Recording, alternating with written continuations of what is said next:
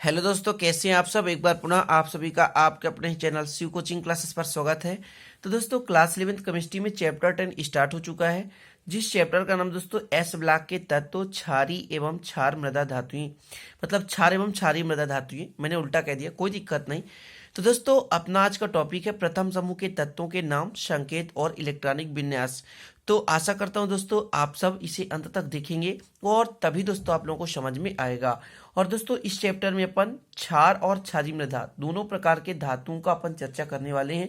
तो इस चैप्टर को दोस्तों आपको पूरा वीडियो प्लेलिस्ट में मिल जाएगा, क्योंकि ये पहला वीडियो है और इसके बाद क्रम से डेली अपलोड होते रहेंगे। ठीक है, तो दोस्तों सबसे पहला अपना जो टॉपिक है प्रथम समूह के तत्व, तो उन तत्वों को ट्रिक से याद करना। ठीक है, इसके बाद दोस्तों इलेक्ट्रॉनिक विन्यास सीखेंगे।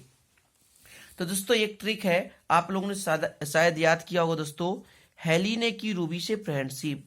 हेली ने की रूबी से फ्रेंडशिप। ठीक है, ये दोस्तों आपका एक ट्रिक हो गया। या दोस्तों हलीना के रब का फर, ऐसा याद कर सकते हैं, हलीना के रब कस फर। ठीक है, अब दोस्तों इसको आसानी से लिख सकते हैं यार। हा से होता है हाइड्रोजन, ली से होता है लिथियम, ना से होता है सोडियम, पोटेशियम, रुबिडियम, सीजियम और फ्रेंसियम।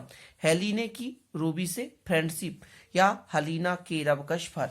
अब दोस्तों जो हाइड्रोजन होता है, ये हाइड्रोजन, ये दोस्तों क्षार धातुएं नहीं है, ये गैस है। इसलिए दोस्तों अपन इसको यहाँ अध्ययन नहीं करेंगे, क्योंकि चैप्टर 9 में हाइड्रोजन से सारी चीजें अपन ने पढ़ लिया है। इसलिए दोस्तों यहाँ पर हम लिथियम से स्टार्ट करेंगे कि क्षारीय धातु किसे माना जाता है, लिथियम से, क्योंकि हाइड्रोजन अपना क्या है, गैस है। ठीक है, तो दोस्तों ट्रिक आप याद कर लेंगे, हलीना के रबकश फर। ठीक है, हलीना के रबकश फर। अब दोस्तों यदि इसका आपको परमाणु क्रमांक याद करना है मेरे भाई, तो कैसे याद करेंगे। देखिए एक है दोस्तों, एक में आप 2 जोड़ दें तो दोस्तों बन जाएगा आपका 3।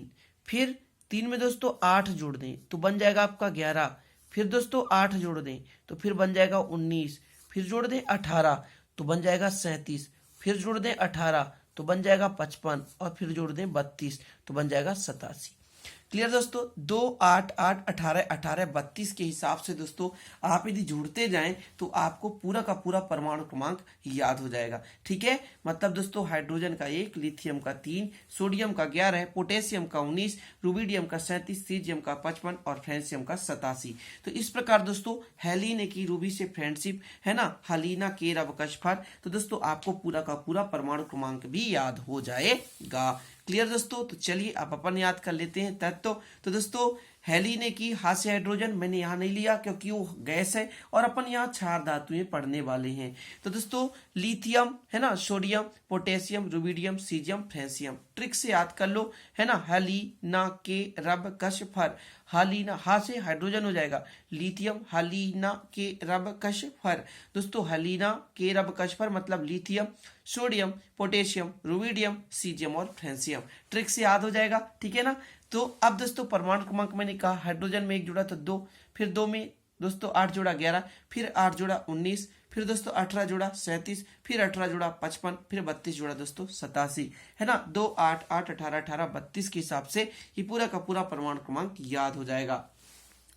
इलेक्ट्रॉनिक विन्यास सीखना दोस्तों आप बाहु के नियम के आधार पर, हालांकि आप लोगों को बनता होगा, लेकिन दोस्तों कोशिश करते हैं। चलिए नहीं बनता तो कोई दिक्कत नहीं।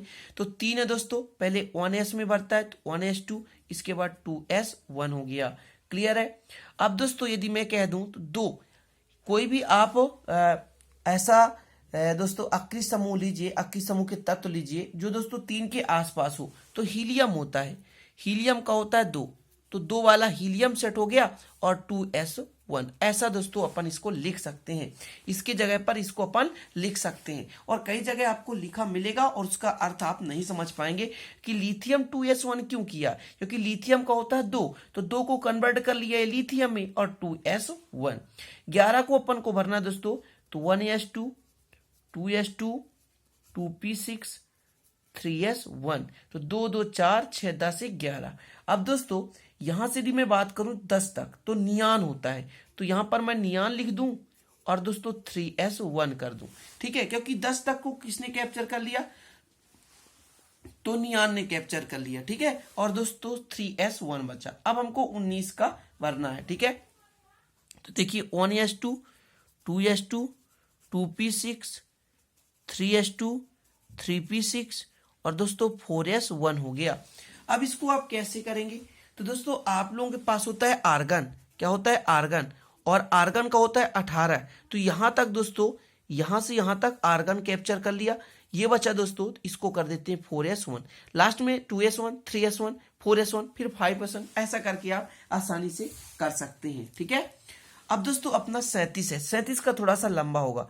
अब देखिएगा, ध्यान दीजिएगा, लोगों को कंफ्यूजन कहाँ होता है। जैसे मैं भरा 1s2, 2s2, 2p6, 3s2 है ना, 3p6। अब 3D मुझे नहीं पता भरेगा कि नहीं भरेगा, लेकिन मैं यहीं पे लिख दिया, क्योंकि दोस्तों मैं जानता हूं कि 4s2 के बाद 3D में भरता है। तो 2 2 4 6 10, 2 12, 12 6 18, 18 2 कितने हो गए दोस्तों? 20। अब इसके बाद हमारे पास 37 है, तो 10 हमने 3D में भर दिया। लोगों को कहना ऐसा हो जाता है, जिनको थोड़ा सा ज्ञान नहीं रहता, तो वो लोग कहते हैं कि सर आपने गलत भर दिया यार, 4s को तो पहले, अरे मैंने 4s में ही भरा है पहले और 3D में बाद में भरा, लेकिन 3D को 3 के सामने सबको एक साथ लिख दिया, बस इतना किया मैंने। 4s2 हो गया ना। अब दोस्तों 4p कितना हो गया? 30 हो गया। तो 4p कितना हो जाएगा? 6 हो जाएगा। एक बचेगा तो 5s1।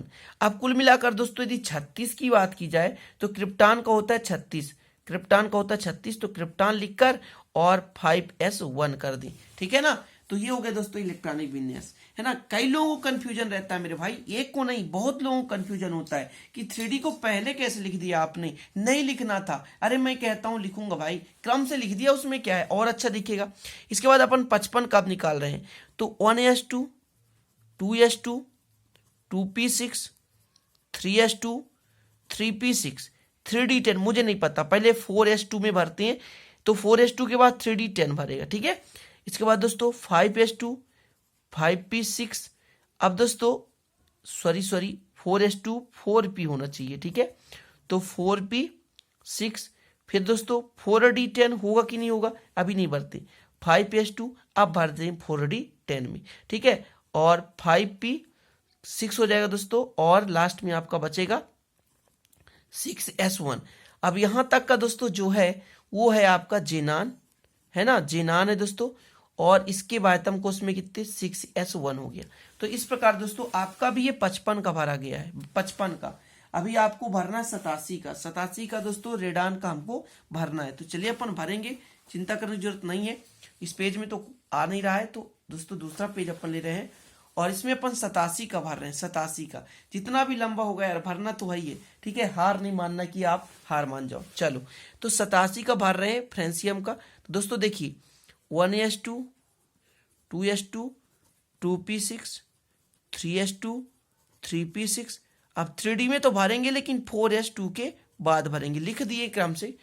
फिर दोस्तों 4p6, 4D में 10 भरेंगे ही भरेंगे, क्योंकि 5s2 में इलेक्ट्रॉन भर चुका है, ठीक है। अब दोस्तों 5p6, अब यहां पर देखिए 4f में भी भरा जाएगा, 4f में भी भरा जाएगा। इसलिए मैं करता हूं एक काम कि 4D के बाद 4f में भर देता हूं 14 इलेक्ट्रॉन। और दोस्तों आपका इसके बाद 5s2, फिर 5p6, 5d10 इलेक्ट्रॉन, ठीक है। 5d10 भरेंगे। इसके बाद 6s2, 6p कितना हो जाएगा दोस्तों? 6p6 हो जाएगा और 7s1 हो जाएगा। क्लियर है? अब दोस्तों यदि मैं बात करूं तो यहां से लेकर यहां तक 86 होता है रेडान का, तो Rn 86 हो गया दोस्तों, 7s1 बचा। इस प्रकार दोस्तों क्लियर? तो ये हो गया रेडान का, है ना। तो क्लियर हो गया दोस्तों। अब जो आप पढ़ रहे हैं, है ना, कि एस ब्लॉक के तत्व, तो एस ब्लॉक के तत्वों को कहां व्यवस्थित किया गया है ये भी तो जानना जरूरी है। तो मैं आपको बता देना चाहता हूं कि दोस्तों ये आपका पूरा का पूरा पीरियोडिक टेबल है,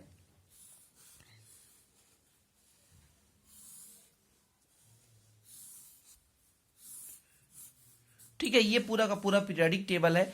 यहां पर दोस्तों 2 ब्लॉक में एस को रखा गया है, ठीक है ना।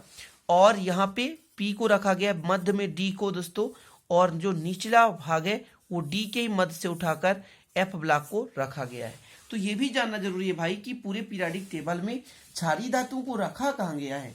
तो दोस्तों क्षारीय धातु को प्रथम समूह में और क्षारीय मृदा धातुओं को द्वितीय समूह में रखा गया, ये भी तो जानना जरूरी है, ठीक है ना। और कुछ यदि मैं बताना चाहूं तो दोस्तों क्षारीय इसकी ऑक्सीकरण संख्या +1 होती है और क्षारीय मृदा धातुओं की ऑक्सीकरण संख्या +2 होती है, ये भी आपको याद रखना है, ठीक है। दोस्तों आप देख सकते हैं कि जो क्षारीय धातुएं हैं उनके अंतिम इलेक्ट्रॉन एस में ही प्रवेश करते हैं, इसीलिए एस ब्लॉक के तत्व कहे जाते हैं। और अंतिम कोश में एक इलेक्ट्रॉन होता है, इसलिए दोस्तों इससे निकालना आसान होता है, इसलिए दोस्तों ये इलेक्ट्रॉन देते हैं, इसलिए +1 दर्शाते हैं। क्लियर है। तो दोस्तों आज का वीडियो यहीं पर समाप्त करते हैं। अच्छा लगा तो लाइक कर देना और दोस्तों के साथ शेयर करना। चलते हैं दोस्तों, मिलेंगे अगले वीडियो में नए टॉपिक के साथ, तब तक के लिए जय हिंद, वंदे मातरम।